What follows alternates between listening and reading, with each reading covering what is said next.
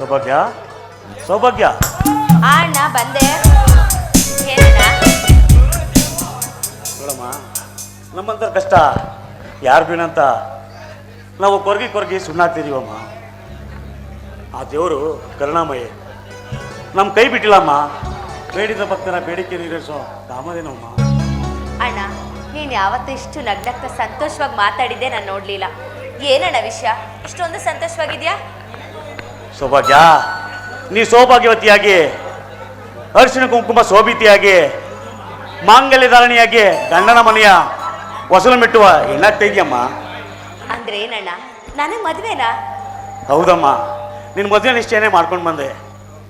ಈ ನಿನ್ನ ಅಣ್ಣ ನಿನ್ನ ಒಕ್ಕೆ ಕೇಳದೆ ಮಾತು ಕೊಟ್ಟು ಬಂದಿದ್ದಾನೆ. ಈ ನನ್ನ ಅಣ್ಣನ ಕ್ಷಮಿಸ್ಬಿಡಮ್ಮ. ಅಣ್ಣ, ಯಾಕಣ್ಣ ಕ್ಷಮೆ ಕೇಳ್ತೀಯ? ಅಣ್ಣನಾಗಿ ತಂಗಿ ಕನ್ಯಾ ಸೆರೆ ಬಿಡಿಸಿ ತಂಗಿನ ಗಂಡನ ಮನೆ ಕಳಿಸ್ಬೇಕಾಗಿರೋದು ನಿನ್ನ ಕರ್ತವ್ಯ. ನಿನ್ನ ಜವಾಬ್ದಾರಿ ಮಾಡ್ತಿದ್ಯಾ. ಈಗಿನ ಕಾಲದಲ್ಲೂ ತಂಗಿರ ಮನೇಲಿದ್ರು ತಾವು ಮದುವೆ ಮಾಡಿಕೊಂಡು ಹೆಂಡತಿ ಮಕ್ಕಳು ಅಂತ ಸುಖವಾದ ಸಂಸಾರದಲ್ಲಿ ಒಡ ಹುಟ್ಟಿರೋ ತಂಗಿರನ್ನ ಕೆಲಸದಾಳ್ಗಿಂತ ಕಡೆಯಾಗಿ ದುಡಿಸ್ಕೋತಾರೆ. ಇಂಥ ಜನಗಳ ಮಧ್ಯೆ ನೀನು ಬಂಗಾರದ ಕಳಶ ಅಣ್ಣ, ಬಂಗಾರದ ಕಳಶ. ನೋಡು, ನೀನು ಯಾರಿಗೆ ಕೊಟ್ಟು ನನ್ನನ್ನು ಮದುವೆ ಮಾಡಿದ್ರು ನಾನು ಖಂಡಿತ ಅವ್ರನ್ನ ಒಪ್ಕೊಂಡು ಮದುವೆ ಮಾಡ್ಕೊಸಿದ್ದೆ, ಸರಿನಾ? ಹೌದಮ್ಮ, ನೀನು ನನ್ನ ತಂಗಿಯಲ್ಲ ತಾಯಿ. ನಿನ್ನಂಥ ಬುದ್ಧಿ ಎಲ್ಲ ಹೆಣ್ಮಕ್ಳಿಗೆ ಇದ್ಬಿಟ್ರೆ ಮದುವೆ ಅನ್ನೋದು ಸ್ವರ್ಗಕ್ಕೆ ಓನ್ ಎತ್ತಿಟ್ಟಾಗೆ. ತೆಗೆದುಕೊಳ್ಳಮ್ಮ ಈ ಸೀರೆ ಒಡ್ಬೆ ಹಾಕೊಂಡು ಬೇಗ ರೆಡಿ ಆಗ್ಬಾ, ಅವ್ರು ಬೇರೆ ಬರೋ ಹೊತ್ತಾಯ್ತು. ಇದೇನಣ್ಣ, ಇಷ್ಟೊಂದು ಬೆಲೆ ಬಾಳೋ ಸೀರೆ ಒಡವೆ ಎಲ್ಲ ತಂದಿದ್ಯಾ, ಮತ್ತೆ ಸಾಲ ಮಾಡ್ಕೊಂಡ್ ಬಂದ್ಬಿಟ್ಯಾ? ಇಲ್ಲಮ್ಮ, ಸಾಲ ಮಾಡಿಲ್ಲ. ಆ ಮಾದೇಶ ಕೊಟ್ಟು ಕಳಿಸಿತ್ತು. ಅವನು ನಮ್ಮ ಪಾಲಿನ ದೇವರಮ್ಮ, ದೇವರು. ಏನು ಇದೆಲ್ಲ ಮಾದೇಶ ಕೊಟ್ಟಿರೋ ಭಿಕ್ಷೆನ? ಅಲ್ಲ ಅಣ್ಣ, ಇಷ್ಟೊಂದು ಬೆಲೆ ಬಾಳೋ ವಸ್ತುಗಳನ್ನ ಕೊಟ್ಟು ಕಳ್ಸಿದ್ದಾನಲ್ಲ, ಕಾರಣ ಏನು ಅಂತ ತಿಳ್ಕೊಬೋದಾ? ಹೇಳ್ತೀನಮ್ಮ. ಆ ಮಾದೇಶ ನಮ್ಮ ನಿನ್ನ ಮದುವೆ ಆಗ್ತಾ ಇರೋದು ಅವು ಇವನು ಕೊಟ್ಟ ಉಡುಗೊರೆ ಅಮ್ಮ, ಭಿಕ್ಷೆ ಅಲ್ಲ. ಅಣ್ಣ, ನೀನ್ ತಂಗಿನೇ ನೀನ್ ಮಾರಾಟದ ವಸ್ತು ಅಂತ ತಿಳ್ಕೊಂಡು ಮಾರ್ಕೊಂಡು ಬಂದ್ಬಿಟ್ಯಾ? ಈ ರೀತಿ ಯೋಚನೆ ಮಾಡೋ ಬದಲು ಒಂದ್ ದೊಡ್ಡ ವಿಷಯ ಕೊಟ್ಟು ಸಾಯಿಸ್ಬಿಡ್ಬೋದಿತ್ತಲ್ಲ. ಏನಮ್ಮ ಈ ರೀತಿ ಮಾತಾಡ್ತಾ ಇದೀಯಾ? ಅಂತ ಕಟಕನ ನೀನು ಮಣ್ಣ. ಆ ಮಾದೇಶ ನಮ್ಮ ಪಾಲಿನ ಕರುಣಾಮಯಮ್ಮ, ಕರುಣಾಮಯಿ. ಅಂತವನೇ ನಿನ್ನ ಕೈ ಹಿಡಿಯಲು ಒಪ್ಪಿರುವಾಗ ನನ್ನ ಮಾರ್ಕೊಂಡೆ ಅಂತ ಕೇಳ್ತಾ ಇದೆಯಲ್ಲ, ಶಬಾಷ್.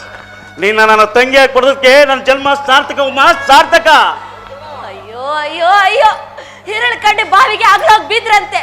ಇಂಥ ಬುದ್ಧಿ ಯಾಕೆ ಬಂತು ನಿನಗೆ? ಆ ಮಾದೇಶ ಏನು ಅಂತ ಗೊತ್ತು, ಅವನೆಂತವನಂತ ಗೊತ್ತು. ಅವನಿಂದಾಗಿ ಎಷ್ಟು ಜನ ಹೆಣ್ಮಕ್ಳು ಶೀಲ ಕಳ್ಕೊಂಡು ಮಣ್ಣಲ್ಲಿ ಮಣ್ಣಾಗಿ ಹೋಗಿದ್ದಾರೆ ಅಂತನೂ ಗೊತ್ತು. ನೋಡು, ಬೇರೆಯವ್ರ ಮನೆ ಸುದ್ದಿ ಬೇಡ, ನಮ್ಮನದೇ ತಗೋಣ. ನಮ್ಮ ಆಸ್ತಿನೆಲ್ಲ ಸೈನ್ ಹಾಕಿಸ್ಕೊಂಡು ನಮ್ಮಪ್ಪನ ಕೈಯಿಂದ ನಮ್ಮನ್ನೇ ನಡು ರಸ್ತೆ ನಿಲ್ಲಿಸ್ತವನು. ಇದೆಲ್ಲ ನೆನ್ಪಿಲ್ವಾ ನಿನಗೆ? ಹೌದಮ್ಮ, ಅದೆಲ್ಲ ನಿಜ. ಅವನೀಗ ತುಂಬಾ ಬದಲಾಗಿದ್ದಾನಮ್ಮ. ನಿನ್ನ ಕೊಳ್ಳಿಗೆ ಮಾಂಗಲ್ಯ ಬಗ್ಗೆ ಕೊಡ್ತೀನಿ ಅಂತ ನನ್ನ ಎರಡು ಕೈಗಳನ್ನ ಹಿಡಿದು ಗಡಗಡನೆ ಎತ್ಬಿಟ್ಟು, ಅದು ನಿನ್ಗೆ ಗೊತ್ತಮ್ಮ? ಅವನ್ ಮೊಸ್ಲೆ ಕಣ್ಣೀರಿಗೆ ಕರ್ಗಿ, ಮಾದೇಶ ಯಾವತ್ತಿದ್ರು ನನ್ನ ತಂಗಿ ನೀನು ಹೆಂಡ್ತೀನಿ ಅಂತ ಮಾತು ಕೊಟ್ಟು ಬಂದ್ಬಿಟ್ಟೆ ಅಲ್ಲ. ಏನ್ ಮಾಡಕ್ಕಾಗುತ್ತೆ ಅಣ್ಣ? ಆ ದೇವ್ರಿಗೆ ನಾನ್ ಚೆನ್ನಾಗಿ ಬಾಳೋದಲ್ಲ, ಬದುಕಿರೋದೇ ಇಷ್ಟ ಇಲ್ಲ ಅನ್ಸುತ್ತೆ. ಅಣ್ಣ, ಮೊನ್ನೆ ನಡೆದಿದ್ದ ವಿಚಾರ ಏನಾದ್ರೂ ನಿನಗೆ ಗೊತ್ತಾದ್ರೆ ನನ್ನನ್ನು ಕೊಟ್ಟು ಮದುವೆ ಮಾಡೋದಲ್ಲ, ಆ ನನ್ನ ಮಗನ ತುಂಡು ತುಂಡ ಕದರಿಸ್ಬಿಡ್ತಿದ್ದೆ. ಆ ತಪ್ಪು ನಮ್ಮ ಅಣ್ಣನ ಕೈಲಿ ಆಗ್ಬಾರ್ದು ಅಂತ ನಾನು ಸುಮ್ಮನೆ ಇದ್ದೀನಿ ಅಷ್ಟೇ. ಅದೆಲ್ಲ ನನಗೆ ಹೇಗಮ್ಮ ಗೊತ್ತು? ಅದೇನಾಯ್ತು ಅಂತ ನನ್ನ ಮುಂದೆ ಹೇಳಮ್ಮ. ಅಣ್ಣ, ನಾವ್ ಯಾವಾಗ್ಲೂ ಒಟ್ಟಿಗೆ ದೇವಸ್ಥಾನಕ್ಕೆ ಹೋಗ್ತಿದ್ವಿ ತಾನೆ. ನೀನೇನಂದೆ, ನನಗೆ ಕೆಲ್ಸ ಐತೆ, ನೀನೊಬ್ಳೆ ಹೋಗ್ಬಿಟ್ ಬಾ ಅಂದೆ. ನಾನೊಬ್ಳೆ ಹೋಗೋ ವಿಚಾರ ಆ ಪಾಪಿಗೆ ಹೇಗೆ ತಿಳಿತೋ ಏನೋ ಗೊತ್ತಿಲ್ಲ. ಅಲ್ಲಿ ನನ್ನನ್ನ ಬಲಾತ್ಕಾರ ಮಾಡೋದಕ್ಕೆ ಪ್ರಯತ್ನ ಪಟ್ಟ. ಅಷ್ಟರಲ್ಲಿ ರಾಜಿ ಮಾವ ದೇವ್ರ ತರ ಬಂದು ನನ್ನನ್ನು ಕಾಪಾಡಿದ್ರು. ಇಲ್ಲ ಅಂದಿದ್ರೆ ನಿನ್ ತಂಗಿ ನಿನಗೆ ಜೀವಂತ ಸಿಗ್ತಾನೆ ಇರ್ಲಿಲ್ಲ ಅಣ್ಣ. ಸೌಭಾಗ್ಯ, ಇದೆಲ್ಲ ನನಗೆ ಹೇಗಮ್ಮ ಗೊತ್ತು? ಅಪಾಪಿ ಮಾತು ಮರಳಾಗಿ ನಾನು ನಿನ್ನ ಮನಸ್ಸನ್ನು ವಹಿಸ್ಬಿಟ್ಟೆ. ದೇವಿಡಿ ಅಣ್ಣನ ಕ್ಷಮಿಸಮ್ಮ, ಕ್ಷಮಿಸು. ಅಯ್ಯೋ ದೇವರೇ, ನನ್ನ ತಂಗಿಯ ಕೊಳ್ಳಿಗೆ ಮಾಂಗಲ್ಯ ಭಾಗ್ಯ ದೊರಕಿಸಿಕೊಳ್ಳಬೇಕಂದ್ರೆ ಎಂತೆಂಥ ಗಂಡಾಂತರೂ ತಂದೊಟ್ಟಿದ್ಯಪ್ಪ. ಓ ಮಾದೇಶ, ಕಡಗು ನಿನ್ನ ಕೆಟ್ಟ ಕಣ್ಣು ನನ್ನ ತಂಗಿ ಮೇಲೆ ಬಿದ್ಬಿಡ್ತಾ? ಸೌಭಾಗ್ಯ, ನಿನಗೆ ಮಾಂಗಲ್ಯ ಬಗ್ಗೆ ದೊರಕಿಸಿಕೊಳ್ಳಲು ನನ್ನಿಂದ ಸಾಧ್ಯವಿಲ್ಲ ಅಮ್ಮ, ಸಾಧ್ಯವಿಲ್ಲ.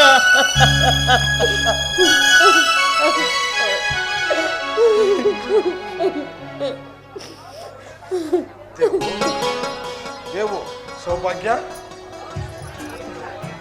ಯಾಕೆ ಒಂಥರ ಯೋಚನೆ ಪಡ್ತಾ ಇದ್ದೀರಾ?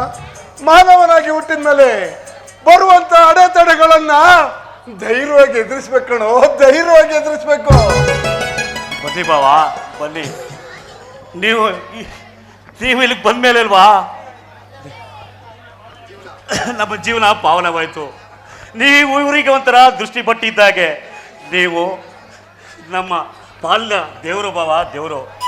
ಈಗ ತಾನೇ ನನ್ನ ತಂಗಿ ಎಲ್ಲ ವಿಚಾರ ಹೇಳಿದ್ರು. ಒಂದು ವೇಳೆ ನೀವು ಆ ಜಾಗಕ್ಕೆ ಹೋಗಿಲ್ಲ ಅಂದಿದ್ರೆ ನನ್ನ ತಂಗಿಯ ಬಾಳು ಅಪ್ಪಪ್ಪ ಅದನ್ನ ನೆನೆಸ್ಕೊಂಡ್ರೆ ಅಯ್ಯೋ, ಒಂದು ವೇಳೆ ನನ್ನ ತಂಗಿ ಶೀಲ ಕಳ್ಕೊಂಡು ಆತ್ಮಹತ್ಯೆ ಮಾಡ್ಕೊಂಡಿದ್ರೆ ನಾನು ಕೂಡ ಕೆರೆನ ಬಾವಿನ ಬಿದ್ದು ಸತ್ತೋಗ್ಬಿಡ್ತಿದೆ. ನಿಮ್ಮ ಉಪಕಾರ ನಾನು ಯಾವತ್ತೂ ಮರೆಯೋಕ್ಕಾಗೋದಿಲ್ಲ ಮರೆಯೋಕ್ಕಾಗಲ್ಲ. ದೇವು, ಆ ಉಪಕಾರಕ್ಕೆ ಪ್ರತಿ ಉಪಕಾರ ಮಾಡಬೇಕೆಂದು ಮರೆಸಿದ್ದೇವೆ. ಸೌಭಾಗ್ಯಗಳನ್ನು ನಮ್ಮ ಮನೆ ಸೊಸೆ ಆಗಬೇಕು. ಯಾಕೆ ನಿಮಗೆ ಆಶ್ಚರ್ಯ ಆಗ್ತದೆಯಾ? ನಾವು ಮಾತು ಕೊಡಲ್ಲ. ಕಾಲಕ್ಕೆ ಅನುಗುಣವಾಗಿ ಬದಲಾಗಲೇಬೇಕಲ್ಲವೇ? ಸೌಭಾಗ್ಯ ನಮ್ಮ ಮನೆ ಸೊಸೆಯಾಗಿ ಬರಬೇಕು. ಒಪ್ಪಿಗೆಯಮ್ಮ? ಅಂದ್ರೆ ಮಾವ, ನೀವು ನನ್ನನ್ನ ಸೌಭಾಗ್ಯ ನನ್ನ ತಮ್ಮನ ಹೆಂಡತಿಯ ಸ್ಥಾನದಲ್ಲಿ ಕಂಡು ನಮ್ಮ ಮನೆಯ ಸೊಸೆಯಿಂದ ಹೆಮ್ಮೆ ಪಡ್ತೀನಿ. ಈ ದುಡುಕಿನ ನಿರ್ಧಾರದಿಂದ ನಿಮ್ಮ ಮನಸ್ಸಿಗೆ ಏನಾದರೂ ನೋವಾಗಿದ್ದರೆ ನಮ್ಮನ್ನು ಕ್ಷಮಿಸಿ. ನಾವು ತಪ್ಪು ಮಾಡಲ್ಲ. ಕಾಲಕ್ಕೆ ಅನುಗುಣವಾಗಿ ಬದಲಾಗಲೇಬೇಕಲ್ಲವೇ? ಸೌಭಾಗ್ಯ, ನಮ್ಮ ಮನೆತನದಿಂದ ನಿನ್ನ ಕೊರಳಿಗೆ ಮಾಂಗಲ್ಯ ಭಾಗ್ಯ ದೊರಕಿದ್ರೆ ಸಂತೋಷ ನಮ್ಮ ಮಾವ. ನಿಮ್ಮಂಥವ್ರ ನೆರಳಲ್ಲಿ ಬದುಕೋದೇ ಒಂದು ಅದೃಷ್ಟ. ಅಂಥದ್ರಲ್ಲಿ ನಿಮ್ಮನೆ ಸೊಸೆ ಆಗ್ತೀನಿ ಅಂತ ನಾ ಕನ್ಸಲ್ಲೂ ಯೋಚನೆ ಮಾಡಿರ್ಲಿಲ್ಲ ಮಾವ. ಸೌಭಾಗ್ಯ, ಆ ಕನಸು ನೆನಸು ಮಣ್ಣೈತಲ್ಲಮ್ಮ. ಹೆಣ್ಣು ಒಣ್ಣು ಮಣ್ಣು ಯಾರಿಗೂ ದಕ್ಕಲ್ಲಮ್ಮ. ದೇವು, ಇಂದು ಕಷ್ಟ ಜೀವನ ಕೊದೆ, ನಾಳೆಯಿಂದ ಸುಖ ಜೀವನ. ನೀವ್ಯಾರು?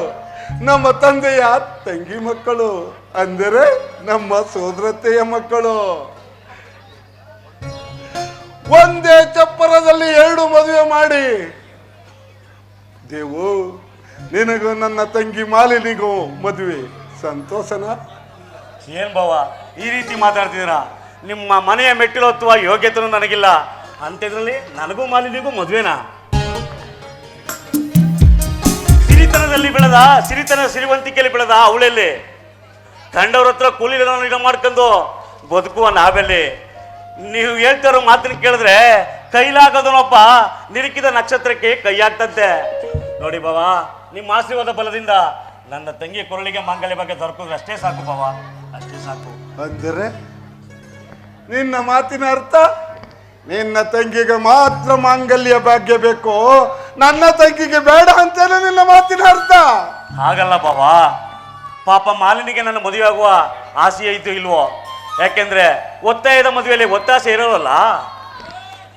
ಆ ಚಿಂತೆ ಬಿಡುದೇವು. ನನ್ನ ತಂಗಿ ನನ್ನ ತಮ್ಮ ನನ್ನ ಮಾತನ್ನ ಯಾವತ್ತೂ ಮೀರಲ್ಲ. ಅವರ ಒಪ್ಪಿಗೆ ಪಡೆದು ಈ ನಿರ್ಧಾರ ತಗೊಂಡಿರೋದು. ದೇವು, ಮದುವೆ ಅಂತ ಅಲ್ಲಿ ಇಲ್ಲಿ ಹೇಳಕ್ಕೆ ಕೈ ಹಾಕ್ಬೇಡ. ಯಾಕೆಂದರೆ ಮದುವೆ ನಮ್ಮ ಮನೆಯಲ್ಲೇ ನಡೀತಿದೆ. ಅದು ದುರಿಯಾಗಿ ನೀನು ಒಪ್ಪಿಗೆ ಕೊಟ್ಟರೆ ಇದೇ ದಿನ ಜೋಡಿ ವಾದ್ಯಗಳ ನಡುವೆ ಲಗ್ನ ಪತ್ರಿಕೆ ಪ್ರಿಂಟ್ ಹಾಕಿಸಿ ಸಂಬಂಧಿಕರಿಗೆಲ್ಲ ಹಂಚ್ಬಿಡ್ತೀನಿ. ಬಾವ, ನಿಮ್ಮ ಮಾತಿಗೆ ಎದುರುತ್ವ ಕೊಡುವ ಶಕ್ತಿ ನನಗಿಲ್ಲ. ನಿಮ್ಮನ್ನೇ ನಂಬಿದಿವೆ. ಹಾಲ್ಗಾದ್ರೂ ಹಾಕಿ, ನೀರಿಗಾದ್ರೂ ಹಾಕಿ. ಮಾಲಿನಿ, ಹಿಂದೆ ನಡೆದ ದುಃಖ ಜೀವನಕ್ಕೆ ನಂದಿ ಹಾಡಿ ಮುಂದೆ ಬರುವ ಸುಖ ಜೀವನಕ್ಕೆ ಹೆಜ್ಜೆ ಇಡಲು ನೀವಿನ್ನು ಪ್ರಯತ್ನ ಪಡಿ. ನಾನಿನ್ ಬರಲಾ? ಹೋಗಿ ಬನ್ನಿ ಬಾವ.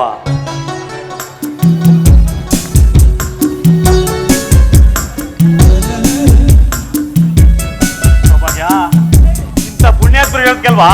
ಅಲ್ಲಲ್ಲಿ ಆಗಾಗ ಅಲ್ಪ ಸ್ವಲ್ಪ ಮಳೆಯಾಗಿ ಬೆಳೆ ಆಗ್ತಿರೋದು. ಇವರು ಮಾನವರಲ್ಲ, ದೇವಮಾನವರು.